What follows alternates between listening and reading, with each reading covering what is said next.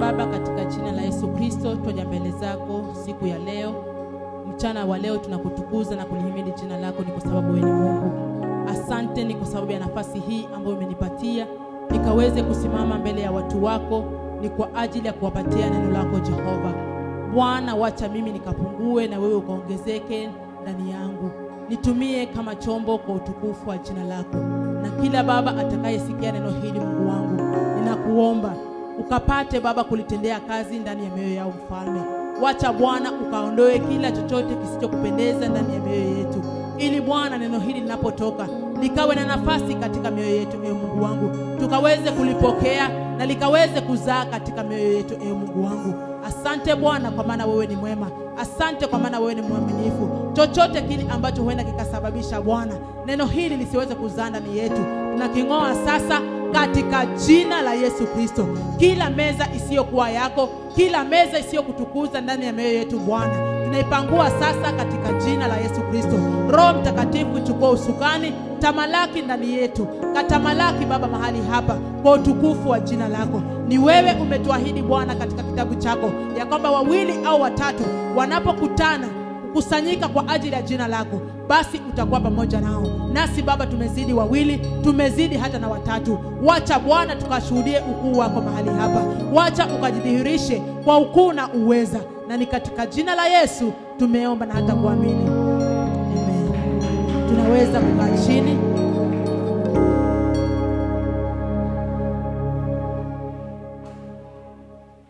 Bwana Yesu asifiwe. Basi nashukuru Mungu ni kwa sababu ya nafasi hii. Sichukulii kuwa ni jambo la kawaida. Ninajua imegharimu mkono wa Mungu. Kupewa kusimama mbele yenu ni kibali nimepata. Hivyo ninahisi kuheshimu mafuta yaliyoko juu ya mtumishi wetu Bishop Oroko, na ninahisi kunyenyekea chini ya uongozi wake. Bwana Yesu asifiwe. Basi ni kipindi kizuri cha kusikiliza neno la Bwana. Ningeomba watoto wote tuweze kutulia, tutulie tu kwa ajili ya kipindi hichi. Kama tumetulia tukiimba, tukatulia tukitoa sadaka hata sahi nayo, ningeomba tuweze kutulia ni kwa ajili ya neno la Mungu. Wewe pokea kile kilicho chako, kile ambacho nakiona hakikufai, achana nacho na Bwana atakubariki. Bwana Yesu asifiwe. Basi neno la Mungu siku ya leo halijabadilika, ni lile jana, leo na milele. Labda hata asubuhi umelisoma, labda jana ulilisoma, labda umesikia likinenwa mahali, lakini kuna vile litakuja ambavyo pengine huenda ikawa ni tofauti na vile umesikia. Kwa hivyo hatuhubiri kitu kipya, si kigeni chenye tunakisema mahali hapa. Ni kile chenye umezoea kukisema, ni kile umezoea kukisikia, lakini kina nguvu yake siku ya leo. Bwana Yesu asifiwe. Basi siku ya leo tutaongea kuhusu wokovu. Wokovu ama maamuzi ambayo tumefanya mimi na wewe, ambayo tulieko mahali hapa. Bwana Yesu asifiwe. Sisi wote ninaamini ya kwamba tumeokoka, tunampenda Yesu, na tumekata shauri ya kwamba tunaenda mbinguni kwa imani. Sisi wote tumemkubali Yesu kama Mwokozi wa maisha yetu. Ndio maana tuko mahali hapa siku ya leo. Bwana Yesu asifiwe. Na huyu Yesu kuna maagizo ambaye ametuachia tukaweze kuyafuatilia, tukaweze kuyasoma, tukaweze kujua ni nini anataka kwetu. Bwana Yesu asifiwe. Ndio maana kila siku tunaambiwa tusome Biblia na kuomba. Tusome Biblia kila siku bila kuacha, bila kukoma. Bwana Yesu asifiwe. Kwa sababu Biblia ndiyo maagizo, ama ndipo mahali tunaweza pata zile sheria zake ambazo anataka tufuate. Kama wananchi wa Kenya, huwa kuna sheria, na sheria hizi unapokosea kuzifuata kuna adhabu yenye mtu huwa anapewa. Vivyo ndivyo ilivyo na huku katika huu ufalme wa Mungu. Bwana Yesu asifiwe. Falme ziko mbili. Kuna falme ya giza na kuna falme ya nuru. Bwana Yesu asifiwe.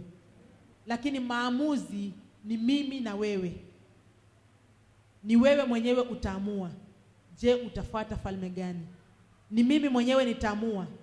Je, nitafuata falme gani? Bwana Yesu asifiwe. Na haya maamuzi si yale ya kuongea tu na mdomo ya kwamba mimi nimeamua kufuata hii. Ni itoke kutoka ndani ya moyo wako. Bwana Yesu asifiwe. Kwa moyo wako, kwa ulimi wako ama kwa mdomo wako unaweza kuwa unasema kweli ya kwamba mimi nimeamua kufuata hii njia. Nimeokoka, nampenda Yesu, ni Bwana na Mwokozi wa maisha yangu. Lakini kuna zile sheria katika huu ufalme. Je, unazifuata hizi sheria ambazo ziko katika huu ufalme wa nuru? Hizi sheria ambazo zimeandikwa, ambazo sisi tunazipata kutokana na Biblia. Je, tunazifuata?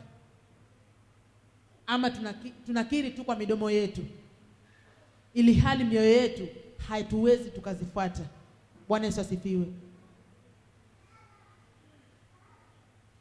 Twende na mimi katika kitabu cha Mungu, Kumbukumbu la Torati.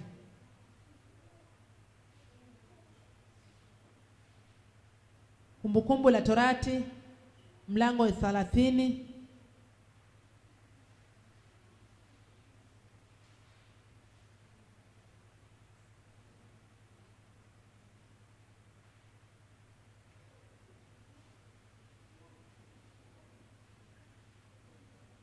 Mstari wa 15.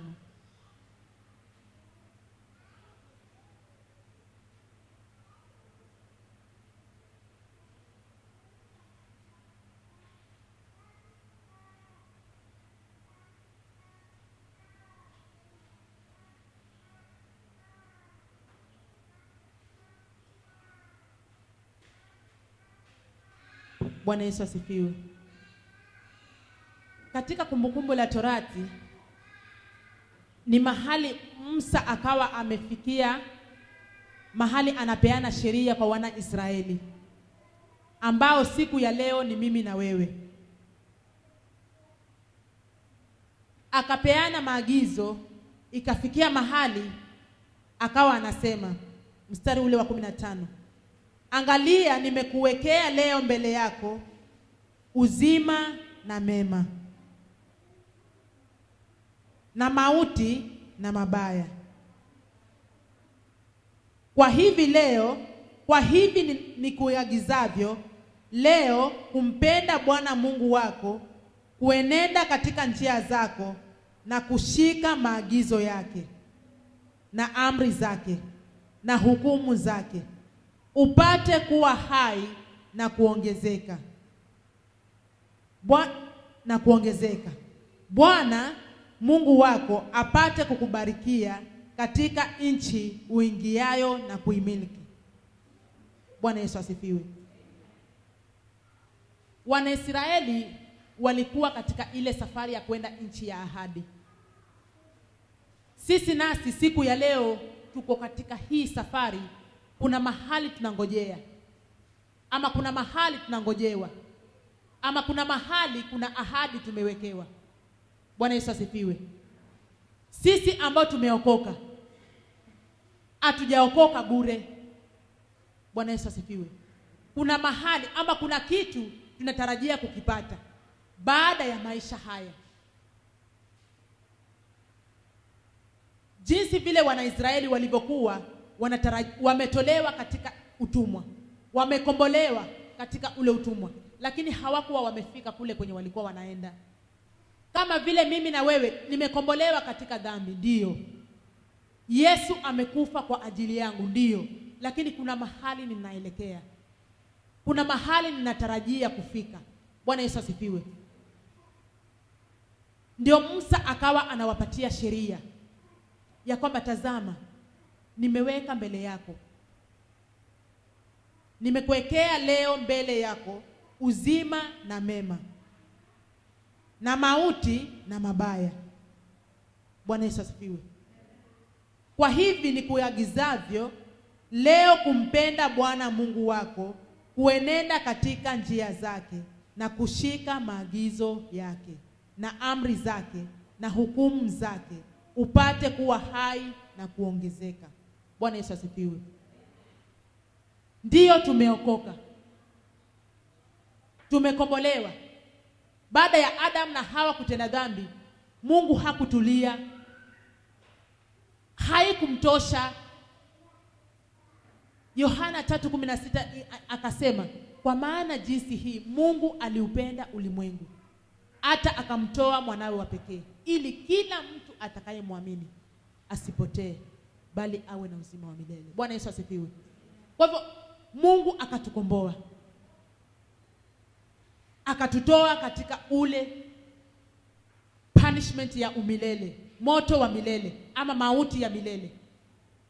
Tunapomkiri Yesu, punishment hiyo inaondolewa kwetu. Sisi ambao tuko mahali hapa tunahesabiwa kwamba tumekombolewa, jinsi vile wana Israeli walivyokuwa wamekombolewa. Lakini hawakuwa wamefika kwenye ile nchi ya ahadi, kama vile mimi na wewe hatujafika. Boni Mwetega akasema bado safari inaendelea. Bwana Yesu asifiwe. Tumeokoka ndio, lakini bado hatujafika. Kuna mahali tunatarajia kufika. Mimi na wewe mpendwa, kuna mahali unatarajia kufika. Sasa Musa akawa anawaambia Wanaisraeli, nimeweka mbele yako uzima na mema, mauti na mabaya.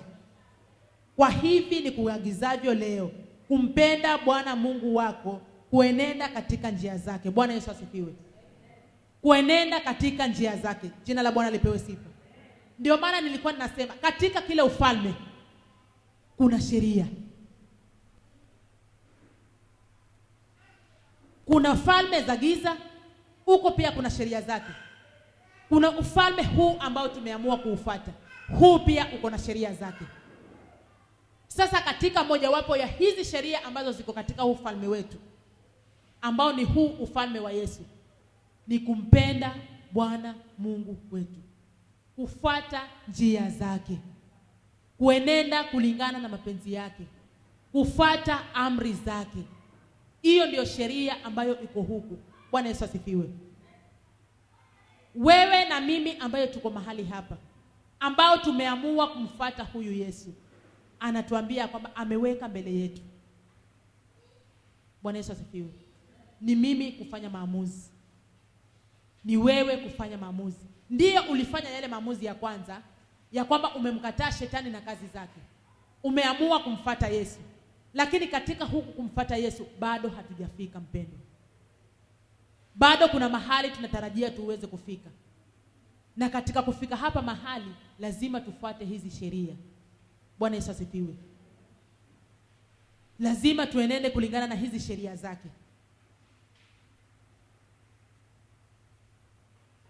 Kama vile Biblia linavyotuambia kwamba hatuwezi kutumikia mabwana wawili. Hatuwezi kuchanganya giza na nuru. Haviwezi kaa pamoja. Haviwezi. Either giza likae ama nuru ikae. Wakati jua linapochomoza asubuhi, huwa mwanga unaonekana tu na giza linatoroka. Kwa hivyo sisi ambao tumeokoka, ambao tumefanyika nuru, lazima tukae nuru ya ulimwengu. Bwana Yesu asifiwe. Inashangaza ama itakuchanganya wakati unakuwa sawasawa na wale ambao hawajamjua Mungu.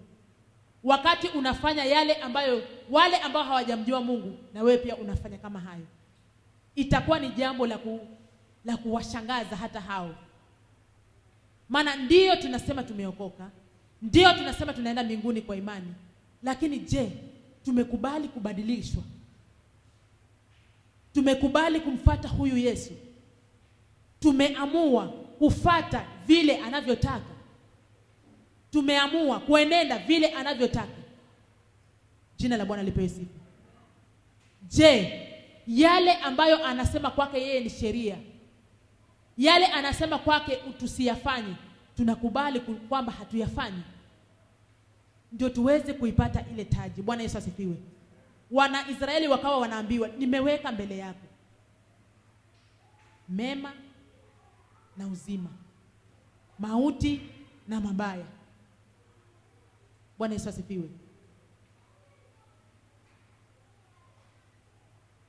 Kwa hivi ni kuagizavyo leo kumpenda Bwana Mungu wako, kuenenda katika njia zake na kushika maagizo yake na amri zake na hukumu zake, upate kuwa hai na kuongezeka. Bwana Yesu asifiwe. Ndio tuweze kupata ile ahadi ambayo tumepewa. Ndio tuweze kufikia ile ahadi ambayo tumepewa. Kuna amri, kuna ahadi, kuna hukumu ambazo lazima tuzifuate. Bwana Yesu asifiwe. Yule msomaji mmoja aliyemfuata Bwana Yesu akamuuliza, nifanye nini? Ama amri iliyokuu ni gani? Bwana Yesu asifiwe. Maana Biblia wakati huo ilikuwa ni Torati. Akasema, Torati ninaijua yote, nilifunzwa tangu nikiwa mtoto, lakini ni gani ambayo ni kubwa zaidi ya kwamba niiweze kuifanya? Yesu akamjibu akamwambia, mpende Bwana Mungu wako kwa moyo wako wote, kwa akili zako zote, na kwa mali yako yote. Bwana Yesu asifiwe. Je, sisi ambao tumeokoka siku ya leo, mimi na wewe ambaye tunasema tunaenda mbinguni, mimi na wewe ambaye leo tumefanyika Wanaisraeli wa imani, tunangojea kunyakuliwa na huyu Yesu atakapokuja. Je, tunampenda kwa mioyo yetu yote? Tunampenda kwa akili zetu zote? Tunampenda kwa mali zetu zote? Tunampenda vile asemavyo? Bwana Yesu asifiwe. Hizi amri zake, je, tunazifuata? Hizi hukumu zake, je, ninazifuata? Bwana Yesu asifiwe. Musa akawa anawaambia Wanaisraeli, mbele yako nimekuwekea uzima na mema, mabaya na mauti. Bwana Yesu asifiwe. Ni juu yangu mimi niamue, ni juu yangu mimi nifanye uamuzi. Bwana Yesu asifiwe.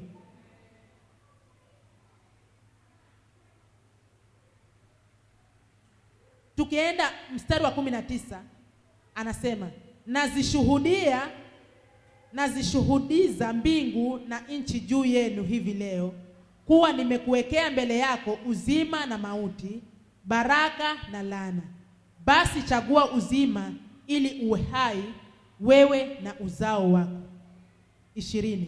Kumpenda Bwana Mungu wako, kuitii sauti yake na kushikamana naye, kwani hiyo ndiyo uzima wako, na wingi wa siku zako, upate kukaa katika nchi Bwana aliyowapia baba zako. Bwana Yesu asifiwe. Kumpenda Bwana Mungu wako, kuitii sauti yake na kushikamana naye. Jina la Bwana lipewe sifa. Je, tunampenda tukimaanisha kutoka ndani ya mioyo yetu? Tunazishika sheria zake kutoka ndani ya mioyo yetu? Tunaenenda vile atakavyo kutoka ndani ya mioyo yetu? Bwana Yesu asifiwe. Ndio tumeokoka, tunamngojea Yesu arudi, tunangojea kwenda mbinguni. Bwana Yesu asifiwe. Lakini hizi sheria zake tunazitekeleza? Hizi amri ambazo ziko katika huu ufalme wake tunazifuata? Bwana Yesu asifiwe.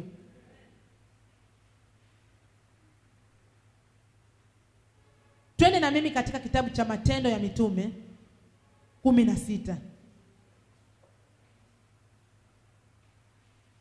Matendo ya Mitume 16:30.